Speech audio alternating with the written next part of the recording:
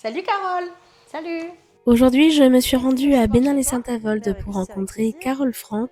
Elle est la créatrice de la marque Carole Du & Co. coup, qu'est-ce qu'on va faire de beau aujourd'hui? En quoi je peux t'aider? Dis-moi. Bah écoute, tu pourrais m'aider à trier cette toison D'accord. parce que tu vois bien, il y a plein d'impuretés. Après, je vais t'expliquer un petit peu comment on la lave et puis te montrer comment on la carde une fois qu'elle est propre. Et Ok. après, pour finir, je vais te montrer comment on file. Bon, bah super. Au boulot? Au boulot. Du coup, je viens d'avoir une toison. C'est des bleus du Maine. Donc c'est pas bleu, hein. Oui, c'est beige. effectivement. Voilà. Et du coup, bon bah voilà, on la reçoit comme ça. Pour la filer et tout ça, il faut d'abord qu'on enlève tout ce qui est grosses impuretés. Là, c'est vraiment brut. Voilà, Enfin, là, genre, c'est il y a, brut. il y a encore de la paille, quoi. Il faut vraiment que les fils, les fibres aient allez, au minimum 4-5 cm, quoi. Ouais, Sinon, donc ça devient compliqué. Ça, c'est minimum. parfait. Ça, il faut maintenant, normalement, tout. Séparé. Alors, on appelle ça écharpier. Ça veut dire qu'on va séparer un peu tu vois, la fibre. D'accord. Et du coup, on peut plus facilement retirer Les impuretés. les impuretés. Et du coup, là, comme ça, on pourrait déjà tout de suite la filer. Je lave à l'eau de pluie. Je mets un savon liquide bio. Et sur ces laines-là, c'est au moins 3 bains. Après, on peut le laisser sécher au soleil, quoi. Comment t'es tombée dans la laine et dans tout ce travail manuel, ces créations que tu fais? J'ai toujours voulu des moutons. Parce qu'on avait, tu vois, la grande partie de jardin. Ouais. Et quand mon mari devait faire la tondeuse, ben, c'était chaque fois un petit peu la guerre parce qu'il n'avait pas envie de le faire, il n'était pas content. Et moi, j'ai toujours dit, ben, on met des moutons. Et il me disait non, non, il ne voulait pas. Donc ça a duré des années De bataille. de bataille jusqu'à ce qu'un jour, ils me disent, bon, c'est bon, on va en chercher. Donc on a été chercher 4 petits moutons d'ouessant. Et ben, la première année, tout bien et tout. Mais la deuxième année, il fallait les tondre. Moi, après, comme j'ai des notions de toilettage, voilà. Tu vois. Oui, parce que oui, c'est vrai qu'il faut le rappeler. À la base, t'es toiletteuse pour chien, du coup. Oui. Donc, tondeuse, ok, j'ai, mais c'est pas la tondeuse adaptée aux moutons en vrai. Hein. Le problème, c'est que personne ne vient chez toi pour 4 moutons. Du coup, j'avais cherché un petit peu, puis je me suis dit, oh bah, tu sais quoi, je vais essayer. Hein. J'ai pris un après l'autre, Mhm. et bon, il me fallait 1 heure. Hein. Donc, j'ai tondu mes moutons et j'ai mis la laine de côté. À ce moment-là, tu étais déjà un peu dans le filage ou dans le tricot ou dans... Bah, tricot et crochet, j'avais appris toute petite avec ma grand-mère. Et là, je me suis dit, ouah, j'ai mis le nez un peu dans le sac de laine, là. Puis je me suis dit, oh, on peut pas jeter ça, quoi. Et de là, je me suis dit, oh, je vais essayer de filer la laine. Bon, alors j'ai essayé, mais c'était pas convaincant. Du coup, j'ai trouvé une dame sur Jutigny qui avait ses moutons et qui apprenait aux gens à filer. Et après, ben voilà, c'est comme tout. Hein. C'est en filant qu'on devient fileuse. Voilà. Donc on avait moutons et puis un jour, il y a quelqu'un qui nous a proposé un alpaga. Et du coup, j'ai dit, oh bah oui, pourquoi pas. Donc, t'as la laine de tes propres bêtes. Ouais. Donc, alpaga, mouton, lama. Ouais. Et t'as aussi, donc là, comme là, en fin de compte, de la laine que tu récupères Oui. d'autres personnes Ouais. qui ont des bêtes à domicile et qui ne veulent pas s'embêter à filer ou... Voilà. Ouais, parce que la plupart du temps, ça file à la poubelle. Hein. Donc du coup, là, t'as l'alpaga. D'accord. Lavé. Donc ça, c'est ta laine à toi. Ouais, ça, c'est ma laine. Moi. Ça a été lavé, trié. Donc ça s'est remis un petit peu et que ça a séché un peu au paquet. Donc tu l'écharpilles un petit peu. D'accord. Tu vois, tu fais un petit peu comme ça. Hop. Et là, on va tourner. Moi, je dépose là-dessus. En petit, tu vois, ça prend un peu. Il faut bien étaler sur toute la surface. Voilà, en fait. un petit peu partout. Ça va être rempli après, pratiquement de laine, comme ici, si tu veux. D'accord. Tu vois. Et à ce moment-là, je te montrerai comment on la retire. Ok. Hein, voilà. Ok, Je ça te laisse marche. faire. Tu obtiendras une nappe comme ça. Ok. Tu vois. Mais ça, c'est 2 passages. Hein. Donc, D'accord. Le premier passage, ce sera un petit peu brut. Mais après, tu auras un beau... Et deuxième joli rendu et que moi, je peux filer du coup. D'accord, ok.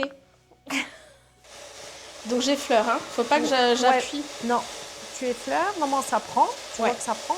Ouais. Voilà. Mais pareil, c'est hyper satisfaisant. Tes créations, on peut les retrouver sur Internet ou c'est uniquement sur les marchés? Uniquement sur les marchés. J'aime bien quand même le contact avec les gens, tu vois. Entendre un peu ce qu'ils en pensent, un peu leur raconter un petit peu comment que ça a commencé. C'est vrai que sur Internet, je trouve ça un peu plus... Plus distant, plus froid. Voilà. T'arrives à en vivre du coup de cette activité-là ou pas? Non. Pas du tout.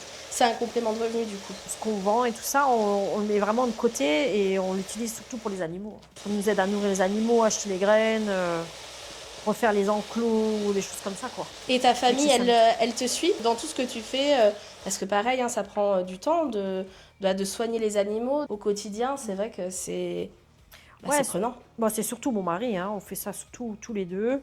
Mon fils, il nous aide aussi. Après, quand les week-ends, il faut vider les chalets, ces choses-là, où là maintenant c'est le grand nettoyage de printemps, les enfants vont venir aider.